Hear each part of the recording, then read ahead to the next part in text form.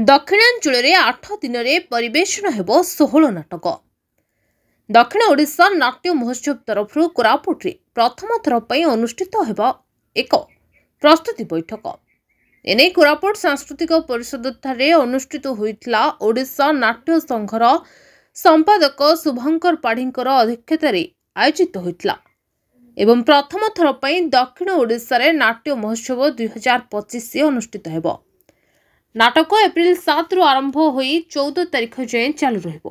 एही 8 दिन में 16टी नाटक स्थानीय कलाकार को नहीं परिवेषण कर महोत्सवटी कोरापुट सांस्कृतिक परिषद ठारे परिवेषण हेब। एही महोत्सव कलाकार और नाटकटी सर्वश्रेष्ठ विवेचित हेब, ताहाको राज्य स्तर रे परिवेषण कराजिबो। एथिरे कोरापुट सांस्कृतिक परिषद, कोरापुट नंदिनिका, सुनाबेड़ा गोल्डन मिक कला परिषद, कोटपाड़ा दमयंती कला परिषद, सुनाबेड़ा उत्कल सांस्कृतिक परिषद, प्रिया थिएटर एवं जयपुर कॉलेज ऑफ फार्मेसी एवं दामोचुड़ी पंचपटमाली नाट्य महोत्सव भाग नेबा सह परिचालना नहीं निष्पत्ति होइछि।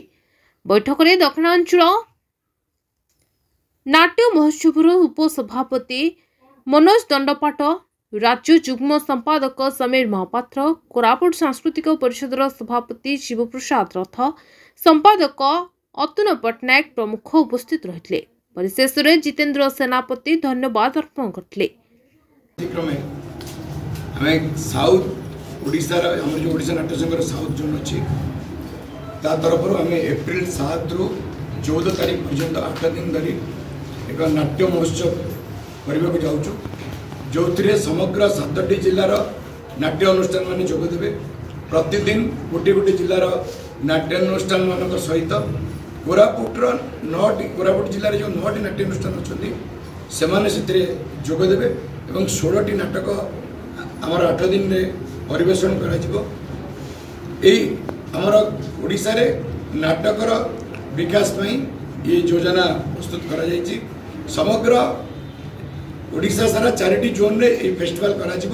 प्रथमे आम साउथ जोन रे ये करूचु फेस्टिवलटा फर्स्ट एप्रिल 7 रु 16 तारिख पर्यंत एवं जो कलाकार माने हमर विभिन्न जिले रे कलाकार माने लुचि रही जाइछथि जो माने सम्मुख को आसी पार नांती से मान को आगु को आनिबा हमर मूल उद्देश्य। एमती से माने जिला स्तर रे राज्य स्तर रे दरकार पड़ले जातीय स्तर रे मध्य नाटक परिवेषण करिवार सुजोग पाइले तक निजर जो कलाकार जीवनटा को तंकर उतारते ही परिबो से ही होची हमर उद्देश्य।